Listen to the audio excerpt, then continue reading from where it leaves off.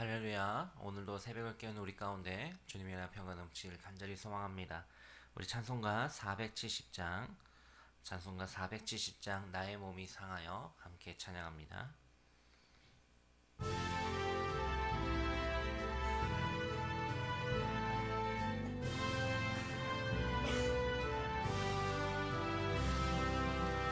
나의 몸이 상하여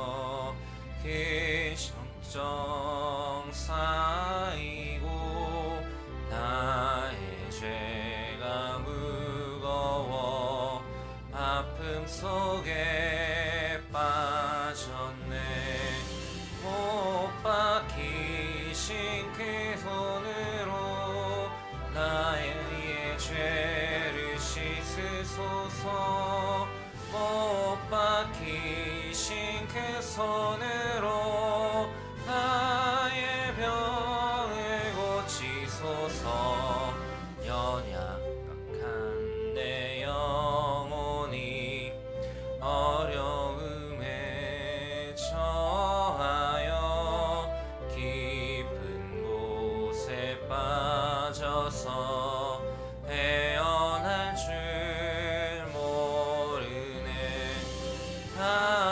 가시관을 쓰신 주님 나의 영혼 깨우소서. 가시관을 쓰신 주님 나의 구원하옵소서.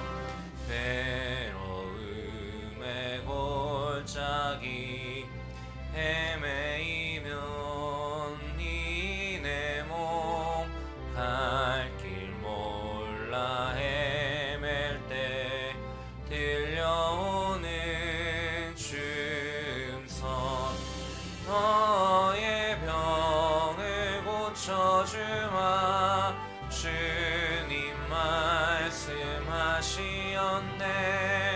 너를 구원하신다고 주님 말씀하시었네.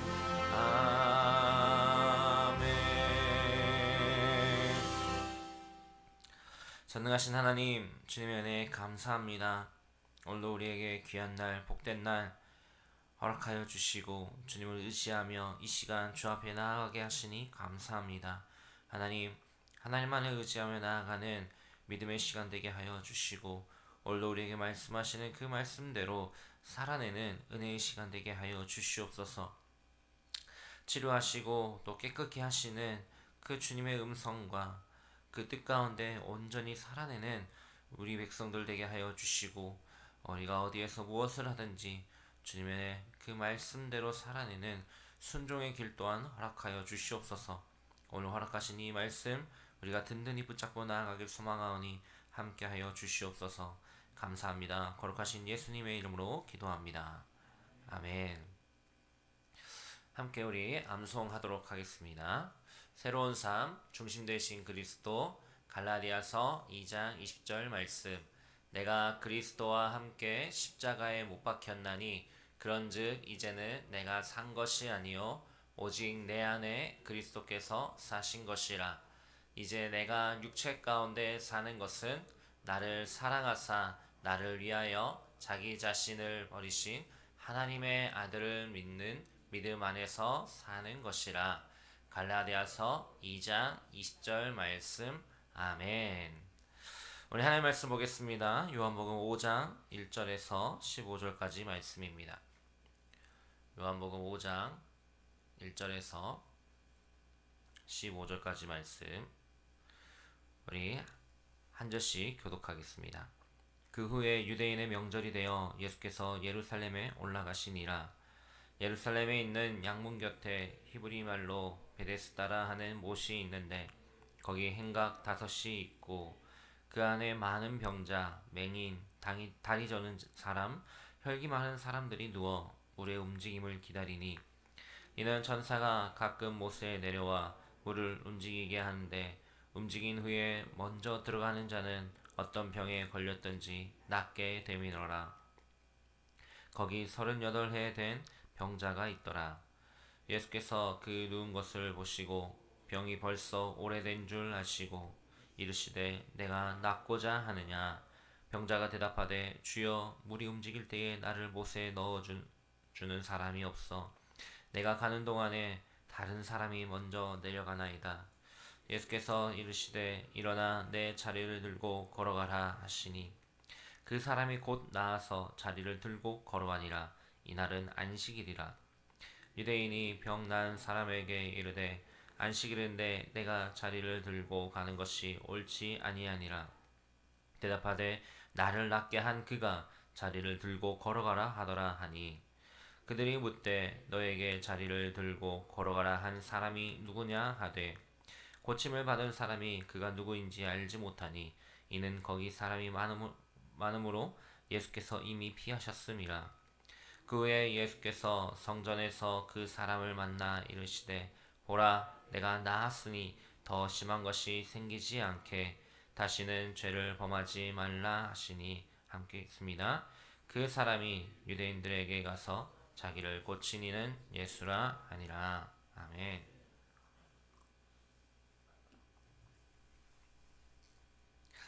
예수님께서 예루살렘으로 올라가셨습니다. 그런데 그 예루살렘 성전 북쪽에는 베데스다라는 못이 있었습니다. 이 베데스다라는 말은 자비의 집, 은혜의 집이란 뜻을 가지고 있는 그 못이었습니다. 이름만 들으면 축복의 장소 같습니다. 자비의 집, 은혜의 집. 실제로 그곳에는 고통과 절망 가운데 있는 사람들이 함께 모여 있는 곳이었습니다. 3절 말씀에 이렇게 말합니다. 그 안에 많은 병자, 맹인, 다리 저는 사람, 혈기 마른 사람들이 누워 물의 움직임을 기다리니. 베데스다는 은혜를 기다리는 곳이었습니다. 하지만 동시에 그곳은 경쟁과 좌절의 장소이기도 하였습니다. 왜냐하면 그들의 전승에 따르면 천사가 내려와 그 물을 동할 때에 가장 먼저 들어간 사람만이 고침을 받았기 때문이죠. 그러니 어떻습니까? 고침을 받기 위해서 전국에서 많은 사람들이 모였을 것이고 그들의 시선은 항상 그 못의 움직임에 고정되었을 것입니다. 그리고 조금의 움직임이라도 있다면 먼저 들어가서 자신의 고침을 받기 위하여 경쟁해야만 하는 곳이었죠. 그 이름의 뜻과는 다르게 베데스다는 어쩌면은 그곳에서 인간이 느끼게 되는 그 절망과 그 한계를 경험하는 자리이기도 하였습니다. 그런데 오늘 말씀에 보면은 그곳에 있던 많은 병자들 가운데 한 사람에게 집중하고 있습니다. 바로 5절에 나오는 38년 된 병자입니다. 그가 병에 걸린 지 38년이 되었습니다. 이 38년이라는 숫자는 단순한 숫자가 아닙니다. 어쩌면 그 한 사람의 인생의 전체에 가까운 시간이었습니다.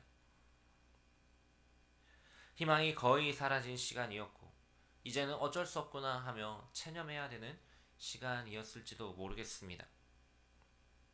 그런데 그렇게 누워있는 그에게 예수님께서 찾아가 말씀하시는 것입니다. 내가 낫고자 하느냐라고 말이죠. 근데 조금 더 생각해보면 예수님의 이 질문은 이상합니다. 이 지금 병자가 있는 곳이 어디라고요? 베데스다 연못이었습니다. 그런데 그곳에 모여있는 사람들은 어떤 사람이었다고요? 병자들, 맹인들, 다리 저린 사람, 고침을 받기 위해서 사람의 힘으로는 어떤 그 의학으로는 할 수 없는 그것을 천사가 내려와 물을 동할 때에 그때에 고침을 받기 위하여서 모여있는 사람들이었죠. 당연히 낫고 싶어서 모여있는 자들이었습니다. 그런데 그렇게 낫고 싶어서 그 물가에 누워있던 그 병자에게 내가 낫고자 하느냐라고 예수님이 굳이 물어보셔야만 했냐라는 것이죠. 그런데 예수님의 이러한 물음은 단순히 그가 앓고 있는 그 병, 그거 하나만을 놓고 그 병 가운데서 고침을 받기를 원하느냐, 치료를 받기를 원하느냐, 이것이 아니라 너가 어떻게 살아가고 있느냐, 무엇 때문에 살아가고 있느냐, 그 삶의 방향을 묻는 질문이라는 것입니다. 너가 지금까지 그렇게 병에 걸려서 누워있던 그 시간들을 다 뒤로 하고 새로운 삶을 살기를 원하느냐, 너가 그렇게 그 지금까지 다른 사람들에게 의존하며 살아가던 그 삶에서 너의 스스로의 삶으로 살아가기를 원하느냐라는 것이죠. 38년이란 긴 시간 동안 어쩌면 그것이 그 인생의 모든 것을 다 좌우해야 되는 그 정체성이 되어버린 그 사람에게 던진 질문이었습니다. 예수님의 질문은 단순히 낫고 싶냐라는 그 질문이 아니라 너는 이제 달라진 삶을 살아갈 준비가 되었느냐라는 것이었죠. 근데 그때 이 사람이 대답합니다. 저 물이 움직일 때에 나를 데려다가 그 물에 넣어줄 사람이 없습니다. 예수님은 분명히 낫기를 원하냐고 물어봤는데 그는 나를 넣어줄 사람이 없다라고 그렇게 대답하였던 것이죠. 이 사람은 지금 눈앞에 계시는 그 예수님의 그 능력을 의지하지 못한 상황이었습니다. 그러니 누구라도 저 연못에 그 물이 동할 때에 먼저 들어가서 씻김을 받아야 된다라는 그 상황 속에서 예수님에게 대답하였던 것입니다. 예수님의 능력을 보기보다는 사람의 도움을 먼저 생각하였던 것이죠. 주님, 저를 저 물에 던져 주십시오. 데려다 주십시오라는 말입니다.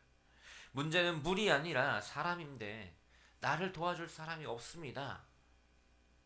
세상 가운데 나는 버려져 있는 상황입니다라고 고백하였던 것이죠. 근데 여기서 우리는 중요한 것 한 가지를 바라봐야만 합니다. 우리 앞에 놓여 있는 그 문제는 진짜 그 문제는 환경이 아니라 그 안에서 일하고 계시는 하나님을, 예수님을 바라보지 못하는 믿음일 때가 많다라는 것입니다. 우리가 기도할 때 이렇게 기도할지도 모르겠습니다. 하나님, 저에게 좋은 사람을 붙여주세요.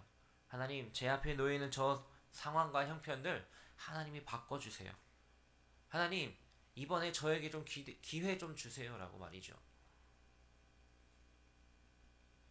하지만 오늘 주님은 정작 그 필요한 것은 저 물이 동할 때에 데려다 줄 사람이나 아니면 그 눈앞에 놓여있는 그 상황의 변화가 아니라 지금 내 앞에 계신 나를 찾아오신 그 예수님을 신뢰하고 믿는 믿음이 있느냐는 것입니다. 베데스다의 38년 된 병자는 아직도 그 주님을 구원자로 보지 못하였습니다. 예수님을 또 한 명의 도와줄 사람으로 그 정도로만 봤던 것입니다. 그런데 그때 예수님께서 놀라운 이야기를 하십니다. 뭐라고 하십니까? 8절 말씀에 일어나 내 자리를 들고 걸어가라. 아멘. 일어나 내 자리를 들고 걸어가라. 예수님의 이 말씀에는 지금 누워있는 그 자리를 향하여서 요구하고 계십니다. 먼저 무엇을 요구하십니까? 일어나라라는 것입니다. 일어나라. 이것은 결단을 요구하는 것이죠. 그동안 오랜 시간 동안 누워있으니 어떻겠습니까? 그것이 당연한 것입니다. 몸을 움직일 수도 없고 아니 일어나기는커녕 몸을 뒤집는 것조차 어려운 상황이었죠. 그런데 일어나라는 것입니다. 결단을 요구하시고 하나님의 예수님의 그 말씀 앞에 순종하기를 원하는 것입니다. 그리고 뭐라고 합니까? 내 자리를 들으라고 합니다. 그가 지금까지 그 놓여있던 자리가 어디입니까? 베데스다 못가였습니다. 너가 놓여져 있는, 너가 지금 있는 그 상황에서, 그 현실에서 일어나라라는 것이죠. 더 이상 그 베데스다에 머무지 말라라는 선언이십니다. 마지막으로 걸어가라라고 합니다. 지금까지 살았던 그 삶의 자리를 다 뒤로하고 새로운 삶을 살아가라는 것이죠. 예수님의 치유는 단순한 회복이 아니라 그냥 그 병 하나 그것을 고치는 그 정도가 아니라 지금까지 살아왔던 그 삶의 모든 부분에서 변화를 일으키는 것입니다. 주님의 말씀, 일어나 내 자리를 들고 걸어가라 라는 그 말씀에 성경은 이렇게 화답합니다. 그 사람이 곧 나아서 자리를 들고 걸어가니라. 아멘. 예수님의 말씀에 순종할 때에 기적이 일어났습니다.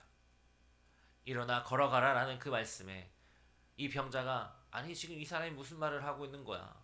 내가 지금까지 어떻게 살아왔는데 내가 지금 몸이 어떤 상황인데 무슨 말도 안 되는 소리를 하고 있어 라고 생각했다라면 이 일은 절대로 일어날 수 없습니다. 주님의 말씀에 순종할 때에 그 병자에게 기적이 일어났습니다. 지금까지 물이 동하여야만 저 연못 물 한가운데 물이 동하여야만 일어났던 기적이 누군가 도와주지도 않았던 그 기적이 오직 내 앞에 놓여 찾아오신 그 주님의 말씀으로 이루어진 것입니다. 하나님의 말씀, 주님의 그 말씀에 생명이 있고 능력이 있는 줄 믿습니다. 그런데 문제가 생겼습니다. 주님께서 그 병자를 고치시던 날이 안식일이었던 것이죠. 유대인 지도자들은 고침을 받고 기뻐하는 그 자에게 이렇게 말합니다. 안식일에 자리를 드는 것이 옳지 않다라고 말이죠. 안식일에 자리를 드는 것이 옳지 않다라는 것입니다. 눈앞에 보이는 그 기적을 기뻐하기보다는 그들의 쾌쾌묵은 그 율법의 법칙만을 더 중요하게 여겼던 것입니다. 예수님은 사람을 살리는데 마음을 두셨지만 종교 지도자들은 규칙을 지키는 데에만 집중하였던 것이죠. 생명보다 그 제도가 중요해질 때는 그것은 더 이상 신앙이 아니라 인간이 만들어낸 종교에 불과하게 되는 것입니다. 예수님은 지금 베데스다 연못가에 그 38년 된 병자 한 사람의 단순히 그 한 사람의 병을 고치시는 것이 아니라 그 규칙과 사람에 얽매여 있는 종교적인 틀을 벗어나 생명 되신 주님의 그 능력을 나타내고 계시는 것입니다. 이후에 성전에서 그 사람을 다시 만난 예수님이 말씀하십니다. 보라, 내가 나았으니 더 심한 것이 생기지 않게 다시는 죄를 범하지 말라라고 말이죠. 예수님은 단순히 그 사람의 육체적인 그 질병의 치료만을 원한 것이 아니었습니다. 그가 이전의 삶을 뒤로 하고 새로운 삶을 살아내는 것처럼 그의 심령 가운데, 그 영혼 가운데 깊은 변화까지도 원하셨던 것입니다. 다시 말해 이 병이 나은 것은 이제 내가 병이 나았다, 모든 것이 끝났다라는 것이 아니라 새로운 시작이었습니다. 기적을 경험하였고 그 안에 진정으로 주를 믿는 믿음으로 살아내는 새로운 삶으로 말이죠. 사랑하는 성도 여러분, 여러분들은 무엇을 의지하고 계신가요? 베데스다의 이 병자는 그 연못의 물과 나를 옮겨다 줄 사람을 의지하였습니다. 우리는 무엇을 의지하고 살아가고 있나요? 예수님은 오늘 우리에게도 묻습니다. 내가 낫고자 하느냐? 내가 정말로 예수님을 신뢰하며 믿으며 살아가고 있느냐라고 말이죠. 그 말씀에 우리는 순종하고 있는가요? 예수님의 그 기적은 순종함에서 시작되었습니다. 그가 자신의 상황과 형편과 마음의 생각들을 다 뒤로 하고 일어나라라는 말씀에 일어났고 내 자리를 들라라는 말씀에 들었고 걸어가라라는 말씀에 걸어갔습니다. 그 즉시 나았던 것이죠. 인간의 논리로는 되어지지 않는 상황이지만 주님의 말씀이기에 믿음으로 나아갈 때 가능하였던 것입니다. 그러면 주님은 계속 말씀하시죠. 다시는 죄를 범하지 말라. 이것은 율법적인 경고가 아니라 주님의 그 사랑의 권면이었습니다.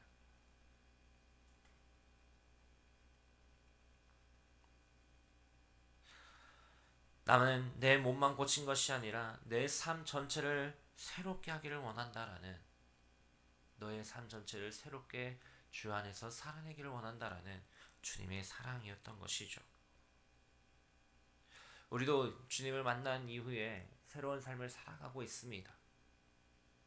그 삶 가운데 혹 이전의 그 습관과 생활들을 가운데 머물고 있지는 않습니까?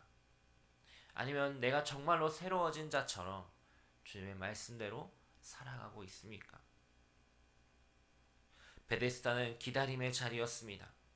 하지만 주님은 그 사람을 기다림에서 새롭게 걸어가는 그 자리로 바꾸셨습니다. 베데스다는 절망의 자리였지만, 인내의 자리였지만, 예수님은 그곳을 새 출발의 자리로 바꾸셨습니다. 오늘 주님이 우리에게도 동일하게 말씀하십니다. 일어나 내 자리를 들고 걸어가라. 그 말씀에 순종함으로 나아가는 우리 모두가 되길 소망합니다.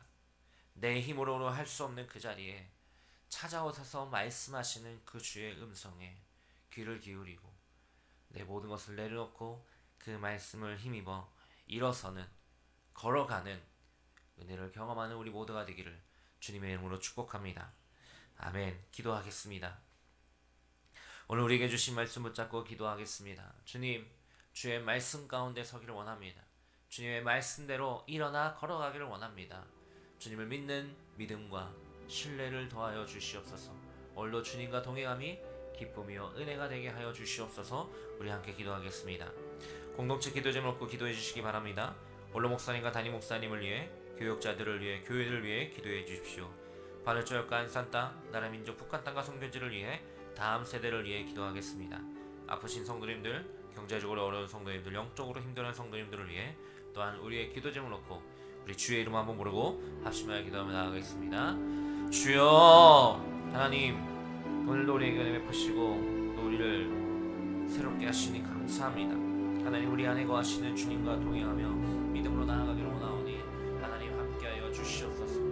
일어나 내 자리에 들고 걸어가라 말씀하신 그 말씀대로 이 땅에 내 삶에 안주하는 삶이 아닌 주님의 그 말씀 의지하여 새롭게 일어나 다시금 믿음으로 걸어가는 은혜가 있길 소망하오니 주님 붙잡아 주시옵소서. 우리의 삶을 주장하여 주시고 언제나 어디서나 함께 하시며 역사하시는 그 말씀하시는 주의 뜻대로 살아내는 삶이 되게 하여 주시옵소서.